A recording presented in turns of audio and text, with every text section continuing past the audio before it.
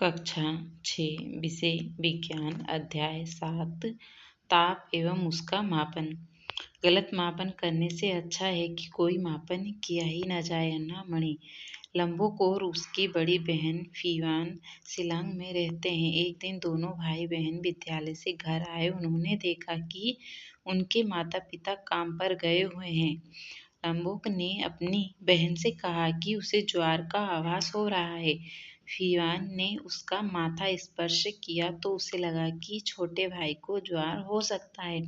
इसकी पुष्टि करने के लिए उसने अलमारी से तापमापी थर्मामीटर निकाला। उसने तापमापी का अग्रभाग टिप साबुन और जल से धोया और लंबोक का ताप मापा। तापमापी का पाठ्यांक पढ़ने से उसको राहत मिली कि उसके शरीर का ताप सामान्य था। उसने तापमापी का अग्रभाग पुनः धोया, सुखाया और वापस रख दिया।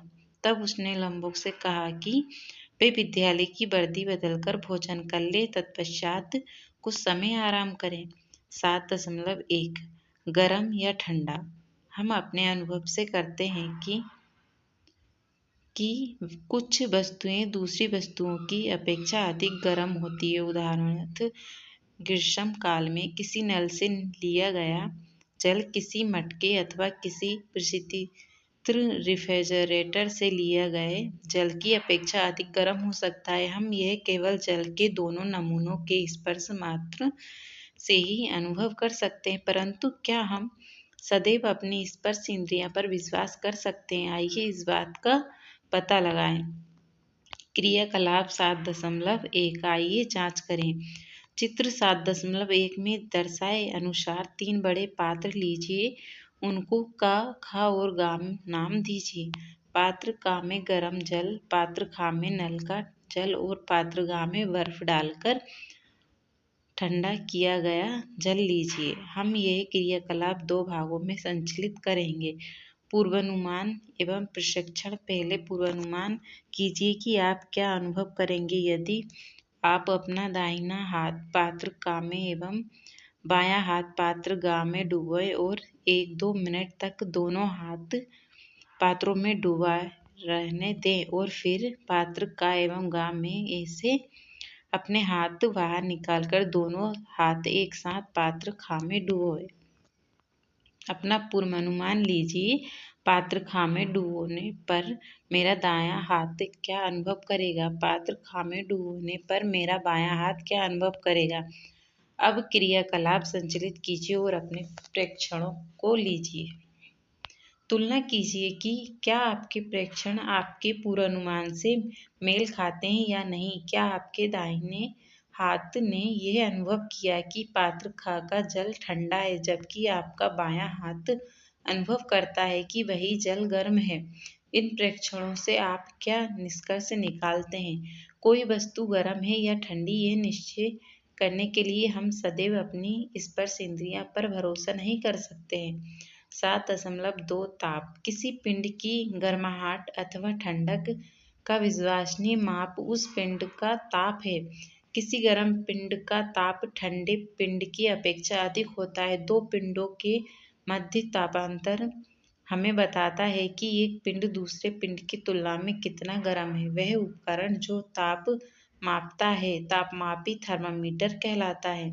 ताप मापने के लिए आपने संभवतः 2 प्रकार के तापमापियों का प्रयोग किया होगा, ज्वारमापी डॉक्टरी थर्मामीटर तथा प्रयोगशाला तापमापी डॉक्टरी थर्मामीटर मानव शरीर का ताप मापने के लिए प्रयुक्त होता है, जबकि प्रयोगशाला तापमापी कई अन्य उद्देश्यों के लिए प्रयुक्त होता है। आइए अब हम तापमापियों के विषय में और अधिक सीखते हैं और जानते हैं कि उन्हें ताप मापने के लिए कैसे उपयोग में लाते हैं। 7.3 ताप मापन। 7.3.1 डॉक्टरी थर्मामीटर। संभवतः आप चित्र 7.2 में दर्शाए गए तापमापी से परिचित होंगे, जिसे हमारे शरीर का ताप मापने के लिए उपयोग में लाया जाता है। इसे ज्वारमापी या डॉक्टरी थर्मामीटर कहते हैं। ऐसे थर्मामीटर ताप को अंकीय रूप में दर्शाते हैं। ये तापमापी अंकीय डॉक्टरी थर्मामीटर डिजिटल डॉक्टरी थर्मामीटर भी कहलाते हैं। ये बैटरी चालित होते हैं। किसी व्यक्ति के शरीर में संपर्क में रखने पर ये तापमापी शरीर का ताप मापते हैं। ताप मापने के लिए डॉक्टरी थर्मामीटर में सामान्यतः उपयोग किए जाने वाला मापक्रम सेल्सियम स्केल है। इस मापक्रम पर ताप का मात्रक डिग्री सेल्सियम है, जिसे डिग्री सी द्वारा दर्शाते हैं। क्रियाकलाप 7.2 आइए माप करें। आइए अब शरीर का ताप मापने के लिए डिजिटल डॉक्टरी थर्मामीटर का प्रयोग करें। आप अपना स्वयं का ताप और अपने कुछ मित्रों के ताप भी माप सकते हैं। आप अपने मित्रों से बात कीजिए कि उनमें से कौन कौन से मित्र आपके द्वारा अपने शरीर के ताप का माप करवाने में इच्छुक हैं। अपने हाथ की अंकीय तापमापी का अग्रभाग टिप साबुन और जल से धोइए। तापमापी का पुनः नियोजन रीसेट बटन दबाकर तापमापी को रीसेट कीजिए। तापमापी जीभ के नीचे रखकर मुंह बंद कीजिए। तापमापी का अग्रभाग जीभ के नीचे रखने के पश्चात बीप की ध्वनि आने या प्रकाश के चमकने तक प्रतीक्षा कीजिए। मुंह से तापमापी निकाल लीजिए और अंकीय प्रदर्श पर ताप पढ़िए। तालिका 7.1 में आप ताप अंकित कीजिए। तापमापी का अग्रभाग साबुन और जल से साफ कीजिए और सूखा लीजिए। अपने मित्रों का ताप मापने के लिए उपरोक्त चरणों को दोहराइए। स्वस्थ मानव शरीर का सामान्य ताप 37.0 डिग्री सेल्सियम माना जाता है, किंतु क्या आपके द्वारा किए गए क्रियाकलाप में आपने पाया कि प्रत्येक बच्चे के शरीर का सामान्य ताप 37.0 डिग्री सी था, अथवा कुछ बच्चों के शरीर का ताप सामान्य ताप से कुछ अधिक या कुछ कम था? प्रत्येक व्यक्ति का ताप 37.0 डिग्री सी नहीं हो सकता है। वास्तव में सामान्य ताप स्वस्थ व्यक्ति के विशाल समूह के शरीर का औसत ताप है। इसलिए किसी पूर्ण रूप से स्वस्थ व्यक्ति का सामान्य ताप 37.0 डिग्री सी से थोड़ा सा भिन्न हो सकता है। किसी व्यक्ति के शरीर का तापमान कई कारकों पर निर्भर करता है, जैसे उम्र, दिन का समय और गतिविधि का स्तर। आप दिन के भिन्न भिन्न समयों पर एक माह तक अपने ताप का माप कीजिए। एक माह पश्चात अपने शरीर के अंकित ताप का विश्लेषण कीजिए और देखिए कि क्या उसमें कुछ परिवर्तन हुआ है। यदि हाँ, तो विचार कीजिए कि इसका क्या कारण हो सकता है। मानव शरीर का ताप सामान्यतः 35 डिग्री सी से नीचे और 42 डिग्री सी से ऊपर नहीं जाता। छोटे बच्चे और वृद्धों के शरीर का ताप मापने के लिए अंकीय तापमापी काख में भाग के नीचे भी रखा जा सकता है। इस प्रकार मापा गया ताप शरीर के वास्तविक ताप से 0.5 डिग्री सी से 1 डिग्री सी तक कम होता है। ताप का अन्य मापक्रम स्केल फ़ारेनहाइट स्केल है। इस स्केल पर ताप का मात्रक डिग्री फ़ारेनहाइट है और इसे डिग्री एफ से दर्शाया जाता है। सेल्सियम स्केल पर मापा गया ताप 37.0 डिग्री सी फ़ारेनहाइट स्केल पर 98.6 डिग्री एफ के तुल्य है। अधिकतर वैज्ञानिक अध्ययनों में फ़ारेनहाइट स्केल का उपयोग नहीं किया जाता है। वैज्ञानिक कार्य के लिए ताप का एक अन्य स्केल उपयोग में लाया जाता है, जिसे केल्विन स्केल कहते हैं। इस स्केल पर ताप का मात्रक केल्विन है, जिसे के से दर्शाया जाता है। ताप का एसआई मात्रक केल्विन है। तीनों ही ताप मापक्रमों के नाम उन्हें विकसित करने वाले वैज्ञानिक सेल्सियम, फ़ारेनहाइट एवं केल्विन है नाम पर रखे गए हैं। ताप मापक्रमों को ये नाम इन वैज्ञानिकों के सम्मान में दिए गए हैं। 7.3.2 प्रयोगशाला तापमापी। प्रयोगशाला तापमापी कई प्रकार के होते हैं, किंतु आपके विद्यालय की प्रयोगशाला में उपलब्ध प्रयोगशाला तापमापी संभवतः चित्र 7.3 का में दर्शाए गए तापमापी के समान हो सकती है। यह एक कांच की बंद मुंह वाली लंबी संकरी और एक समान व्यास की नली होती है। इस नली के एक सिरे पर बल्ब होता है जिसमें द्रव भरा होता है। बाहर से देखने पर नली में बल्ब के ऊपर द्रव का एक संकीर्ण स्तंभ देखा जा सकता है। नली के साथ साथ के सेल्सियम स्केल अंकित होता है। ताप में परिवर्तन के साथ द्रव स्तंभ नली में बढ़ता या घटता है। सेल्सियम स्केल का वह चिन्ह जिससे द्रव स्तंभ का शीर्ष स्तर मेल खाता है ताप का पाठ्यांक होता है।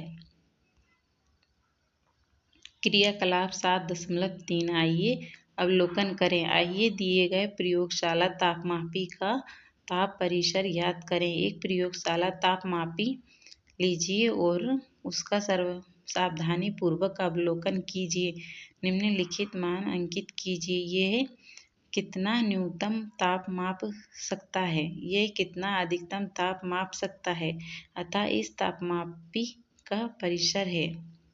अब चित्र 7.3 का में दर्शाए गए तापमापी का अवलोकन कीजिए। क्या आप इसका परिसर बता सकते हैं? इसका परिसर -10 डिग्री सी से 110 डिग्री सी है। क्रियाकलाप 7.4 आइए अवलोकन और परिकलन करें। आइए तापमापी द्वारा पढ़े जा सकने वाले अल्पतम ताप का मान ज्ञात करते हैं। पुनः वही प्रयोगशाला तापमापी लीजिए जिसका प्रयोग आपने क्रियाकलाप 7.3 में किया था तथा उसका अवलोकन कीजिए। निम्नलिखित बातों को अंकित कीजिए। दो बड़े चिन्हों के मध्य इंगित ताप का अंतर कितना है? दो बड़े चिन्हों के मध्य छोटे चिन्हों द्वारा दर्शाए गए भागों की संख्या कितनी है? एक छोटे भाग द्वारा इंगित ताप कितना है? अतः तापमापी द्वारा पढ़ा जा सकने वाला अल्पताप तापमान है। चित्र 7.3 का में दर्शाए गए तापमापी के एक भाग का निकट से खींचा गया चित्र 7 में दिए गए चित्र 7.3 का में दर्शाया गया है। क्या आप तापमापी द्वारा पढ़ा जा सकने वाला अल्पताप मान बता सकते हैं? चित्र 7.3 का में दर्शाए गए तापमापी के लिए 0 डिग्री सी और 10 डिग्री सी अथवा 10 डिग्री सी और 20 डिग्री सी के मध्य तापांतर 10 डिग्री सी है। साथ ही इन दोनों चिन्हों के मध्य 10 भाग हैं, अतः एक छोटे भाग का मान 10 डिग्री सी बटे 10 बराबर 1 डिग्री सी है। इसका तात्पर्य है कि तापमापी द्वारा पढ़े जा सकने वाला अल्पताप तापमान 1 डिग्री सी है। आपके विद्यालय की प्रयोगशाला में ऐसे तापमापी हो सकते हैं जिनका परिसर और सबसे छोटे भाग का मान भिन्न हो। इसलिए ये आवश्यक है कि उपयोग करने से पूर्व दिए गए तापमापी का ध्यानपूर्वक अवलोकन किया जाए। यहाँ आपने सीखा है कि किसी दिए गए प्रयोगशाला तापमापी का ताप परिसर कैसे ज्ञात करते हैं। साथ ही आपने ये भी सीखा है कि दिए गए प्रयोगशाला तापमापी का अल्पताप मान कैसे ज्ञात करते हैं। अब हम प्रयोगशाला तापमापी से ताप मापना सीखेंगे, लेकिन इससे पहले प्रयोगशाला तापमापी को प्रयोग करने की सही विधि सीखते हैं। प्रयोगशाला तापमापी से ताप मापने की सही विधि। जब तापमापी जल से भरे बीकर में डुबाया जाए तो इसका बल्ब बीकर की तली अथवा दीवारों को स्पर्श नहीं करना चाहिए। चित्र 7.4 की भांति तापमापी को ऊर्ध्वाधर रखना चाहिए, यह तिरछा नहीं होना चाहिए। जब तापमापी का बल्ब पूरी तरह जल में डूबा हुआ हो, ताप तभी पढ़ा जाना चाहिए। तापमापी पढ़ते समय आँख की स्थिति पढ़े जाने वाले द्रव्य स्तंभ के स्तर की सीध में होनी चाहिए। क्रियाकलाप 7.5 आइए माप करें। किसी बीकर में थोड़ी मात्रा में गुनगुना जल लीजिए। तापमापी जल में इस प्रकार डुबोइए कि तापमापी का बल्ब जल में डूबा रहे। चित्र 7.4 तापमापी में द्रव्य स्तंभ का चढ़ाना देखिए।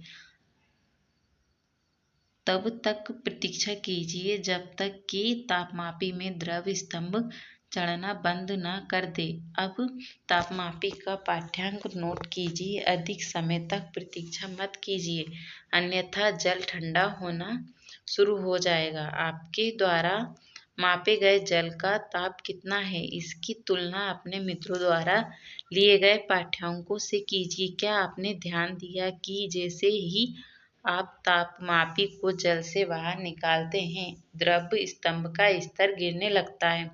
इसका अर्थ है कि किसी प्रयोगशाला तापमापी द्वारा ताप का पाठ्यांक तभी नोट करना चाहिए तब जब तापमापी का बल्ब जल में डूबा हुआ हो। क्रियाकलाप 7.6 आइए तुलना करें।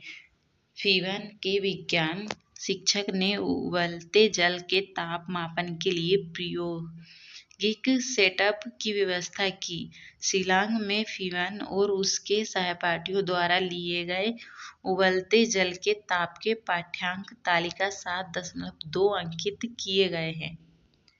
भिन्न भिन्न विद्यार्थियों द्वारा अंकित किए गए उबलते जल के तापों की तुलना कीजिए। विद्यार्थियों द्वारा लिए गए पाठ्यांकों में अंतर क्यों है? अंतर के संभावित कारणों पर परस्पर विचार विमर्श कीजिए। संभवतः सभी विद्यार्थियों द्वारा पाठ्यांक लेने का सही तरीका नहीं अपनाया गया है।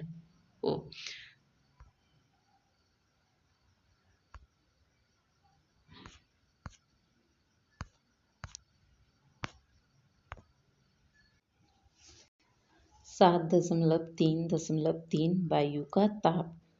आपने अपने विद्यालय की प्रयोगशाला में, चिकित्सक के क्लिनिक में तथा अस्पतालों की दीवारों पर तापमापी लटका हुआ देखा होगा, जैसा कि चित्र 7.5 में दर्शाया गया है। ये तापमापी कक्ष के ताप का लगभग मान बताते हैं। इन्हें कक्ष तापमापी कहा जाता है। क्या आपने समाचार पत्रों या टीवी के समाचारों में या इंटरनेट पर मौसम पूर्वानुमान देखा?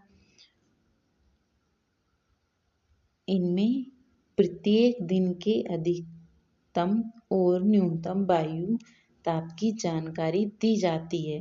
क्रियाकलाप 7.7 आइए विश्लेषण करें।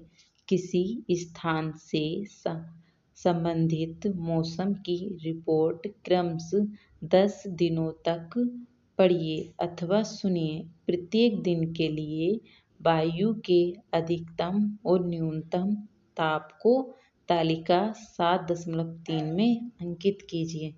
तालिका 7.3 में अंकित डाटा का विश्लेषण कीजिए। क्या इन दिनों में अधिकतम और न्यूनतम ताप समान स्तर पर ही रहे हैं? चूंकि मौसम कई कारकों पर निर्भर करता है, इसलिए प्रायः ये ताप प्रतिदिन परिवर्तित होते रहते हैं। सामान्यतः जैसे जैसे ग्रीष्म ऋतु निकट आती है तो ताप बढ़ता है और जैसे जैसे शीत ऋतु निकट आती है ताप घटता है।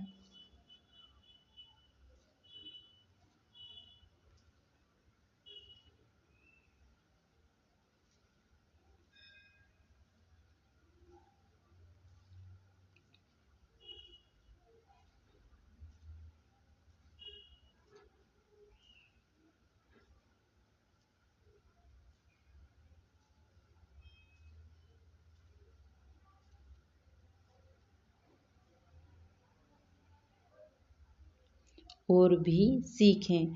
इंटरनेट से सूचना एकत्र कीजिए कि बिल्ली, कुत्ता, घोड़ा, ऊंट, गाय और भैंस जैसे पशुओं के शरीर का ताप कैसे मापा जाता है। यदि आपके निकट में कोई पशु चिकित्सालय हो तो वहां जाकर आप पशुओं के शरीर के ताप का मापन होते हुए देख सकते हैं। ज्ञात कीजिए कि भारत में प्रायः कौन से स्थान सर्वाधिक ठंडे और सर्वाधिक गर्म माने जाते हैं और इन स्थानों पर अंकित किए गए न्यूनतम और अधिकतम तापमान की भी जानकारी एकत्र करें। हमारे सौरमंडल में विभिन्न ग्रहों की सूर्य से दूरी भिन्न भिन्न है। इंटरनेट पर ग्रहों की सूर्य से दूरी बढ़ते क्रम में खोजें। एक तालिका में इनकी सूर्य से दूरी प्रदर्शित करते हुए उनका तापमान भी लिखें। तालिका में देखें कि क्या ग्रहों का औसत तापमान उनकी सूर्य से दूरी बढ़ने पर घटता है। यदि ये बात किसी ग्रह के लिए सत्य नहीं है तो ज्ञात कीजिए कि वह कौन सा ग्रह है और ऐसा क्यों है। अपनी कक्षा के कमरे में दीवार पर लटकाए गए तापमापी के समीप चित्र 7.11 के अनुसार उपकरण को व्यवस्थित कीजिए। दिन के 3 भिन्न भिन्न समूह पर मान लीजिए। प्रथम कालांश में दोपहर भोजन के अंतराल में और अंतिम कालांश में तापमापी 1 और 2 के पाठ्यांक अंकित कीजिए। पाठ्यांकों की तुलना कीजिए और अपना निष्कर्ष निकालिए। यह प्रक्रिया 2 सप्ताह तक दोहराइए।